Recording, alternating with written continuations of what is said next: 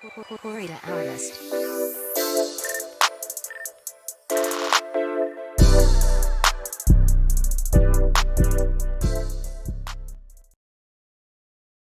How is everybody doing on this fine evening? It is currently June 18th, 2021, and we just finished the June Joust. My name is Charlie, and I'm joined by the beautiful, the sexy, the most gorgeous girl, Miss Lena Dusley. Hi everyone. Hello. Welcome back. Yes. So let's just get right into it because this is our, I guess this is technically a little smaller video because or stream Oh, podcast because no of the Overwatch League this week. yes, no Overwatch League this week. So let's just go off right off. What's the first topic we got here? Shanghai Dragons won June Joust. Yes, congratulations to the Shanghai Dragons. We kind of all figured that it would be Shanghai making it all the way, but that final series was quite a battle, eh? Let's talk about that real quick. Um, yeah, you wanna say some stuff about it? Oh, just final right off the bat. Yeah, Okay. let's just go right into Uh, it. well, Fuel was doing great in the beginning. Fade had to play ball to match like Fuel's tempo and everything. And then who was it? The Dragons healers were struggling a lot. Lucio got beat canceled like 4 times, which was really unfortunate. But then Dragons came back at the end, almost kind of a reverse sweep. Very, very close series. Mhm. Very fun to watch. Very intense. Yeah. Yeah, this one went all the way down to the wire. Yeah, game 7, right? Yeah, game 7. Yes. Yeah, this one was a close game overall. Let's just say my pickums were not good at all. The only thing that I got right was 3-0 by Atlanta against NYXL, yes. Um, but other than that, it just looked like Dallas and Shanghai were the top favorites throughout the entire game. Like Atlanta versus NYXL, that was gonna be like Atlanta 3-0 easy. But then they had to play against Dallas, who Dallas just 3-0'd Shanghai during the Their semifinals. record is like 9-0. Like Dallas won against Shanghai Dragons so many times, and Mm-hmm. this was like Dragons' first time winning in a while. Like Yeah, against Dallas, it's yeah. one of those like miracle stories, you know. Like, it's like a kind of like a Right. Cinderella story because they got put down to the losers lower bracket right off the bat by Dallas Fuel 3-0'd. By Dallas, yeah. And then they 3-0 NYXL, then they 3-0 Atlanta Rain, and then they came back. I'd call it a comeback. They came back on the finals against Dallas, which Dallas looked really good the first like four maps. They looked really good. I think the Numbani map was they barely won. I think Shanghai barely won, but it was like but it was like one of those games where it's like Numbani is capture push, and so then it's quite awkward. But Shanghai was able to hold on to it. Busan was like the control. This is called control, right? Yes, control on Busan was very close as well, and Shanghai just flipped it at the end to win it, and then they continued on to win in Eichenwald as well as Junkertown. Yeah. I think like the Lucio got B canceled 4 times. 3 times by Fearless and 1 time by Sparkle beaming him or something.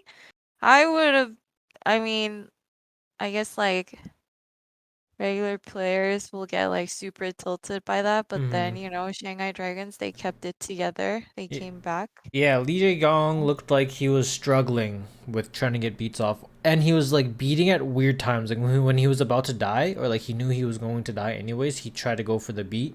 Um, yeah. Don't know what else to say about that. The games they went pretty quick. I'm gonna be honest. I think the bracket went on really quickly. Other than the finals, and it's just unfortunate to see that these two teams. I mean, it's a good thing for them, but it's unfortunate for for the all of everyone else in the league that they have to watch the same two teams go at it again. But at least it's not a 2 times straight tournament wins. So yeah, congratulations to the Dragons once again. All right, so next up we have is that crossplay is actually coming very, very, very soon to Overwatch. I thought this was gonna come at least next year in 2022, but this one is actually coming very, very soon, and the beta is about to roll out. That's gonna be interesting to see. Remember, guys, if you guys haven't logged in, please log into Overwatch before the end of 2021, so you guys can get that free golden loot box. My duo over here loves skins, right? She has all the skins for Overwatch, and she just needs the little I missing pieces. I'm so close to finishing everything, Mm-hmm. so you know. Yeah. All right.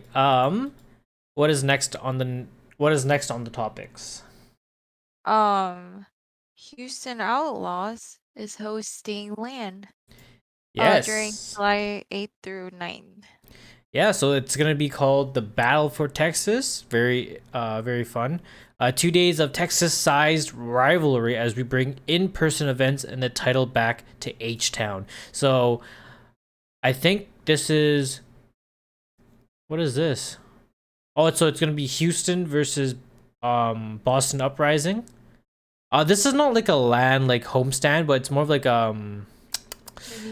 mini event for themselves. So like they're gonna play Houston versus Boston live, and then they're gonna have like it says here Lone Star Vanguard versus Fahrenheit 214, as well as University of St. Thomas versus University or UT Dallas, and that's gonna be like their own type of thing. So it's gonna be one game plus two other games of randos playing, and then it says in here in person at Herb and Beat in Spring, Texas. And it looks like these are they're gonna have watch parties and everything. So yeah, it's a mini event for people that are in the Dallas region. Really, hopefully they stream this completely live for us to watch. Like see the crowd and see how it is. But that should be pretty fun. So if you're interested and lives near Texas, go get your tickets. Go get your tickets, everybody. Go, go, go. $60 a ticket. Deadlock tier price, $35. This also includes access to pre-sales. Tickets include food and drink voucher plus gift bags. Tickets did go on sale June 16th, so 2 days ago at 9 a.m. Central Time. If you guys want more, outlaws.gg/battle for Texas. We should get paid for ads and stuff like that. Sponsor us. All right, what is next on the agenda? Summer Showdown. Yes, so the Summer Showdown is actually they're already playing the qualifiers and everything next week.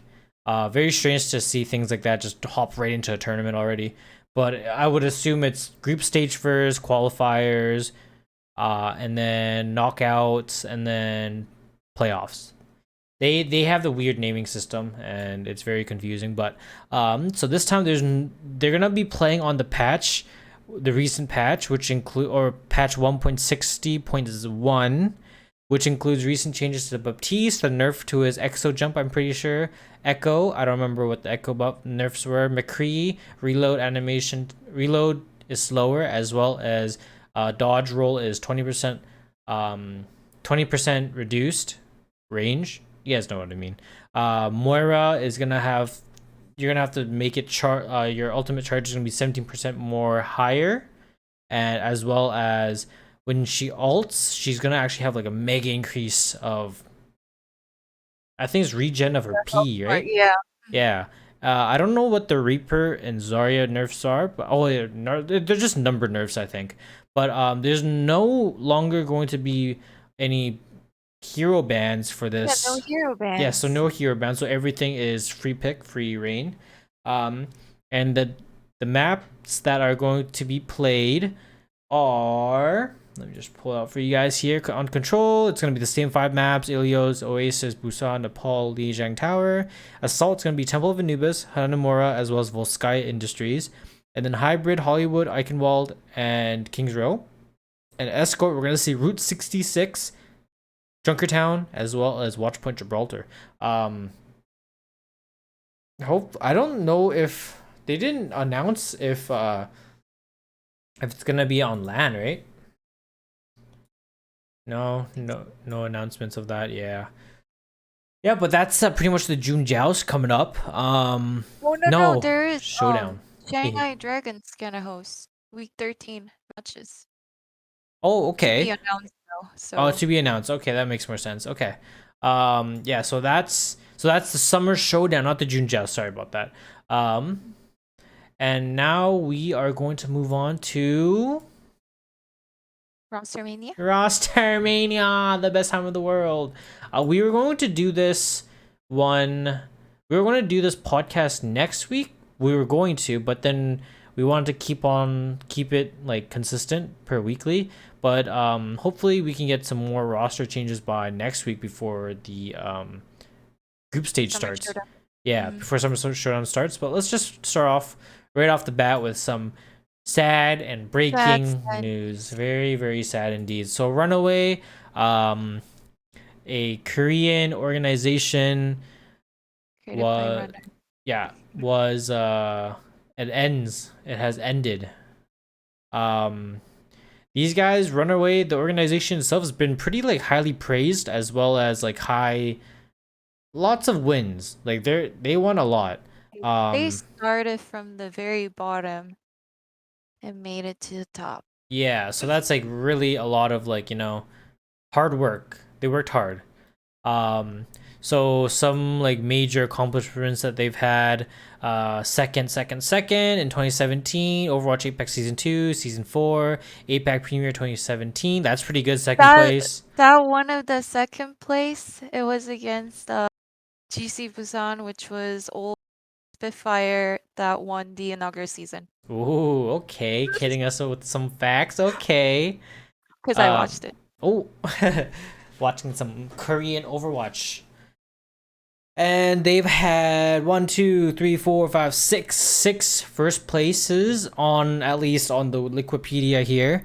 Lots of contenders, Korea, as well as NetEase Esports Tournament Winter Spring, and then they went third to fourth in the 2019 Korean contenders.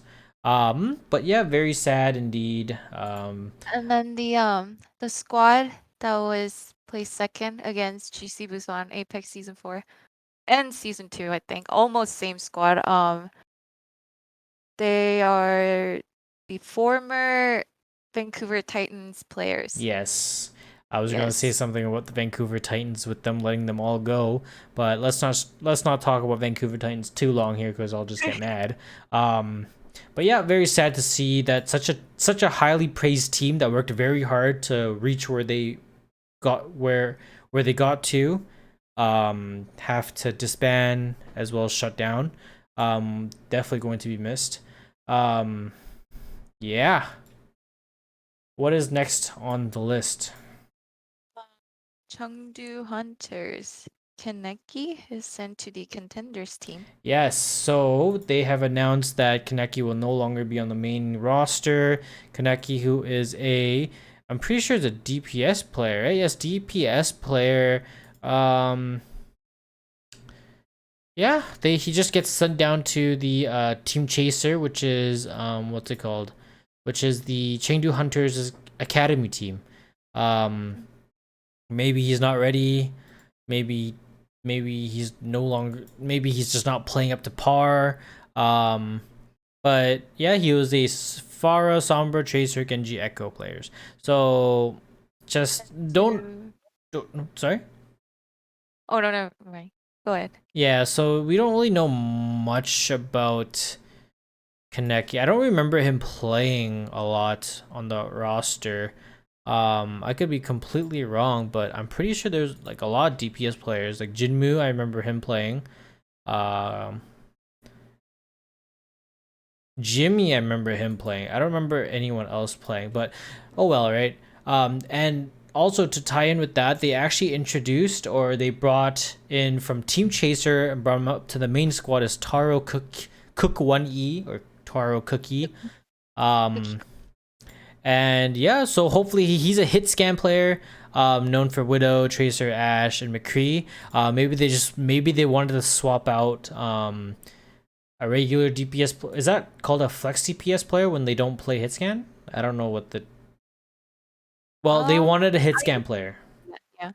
So they switched out a regular DPS player for a hit scan player. So hopefully he's been in the lower tier, and this is his first time on the big stage, the S tier teams. So hopefully he does well. Always nice to see people work up and make it all the way to the very top. Yeah, we'll have to see how it works. Hopefully they play him, right?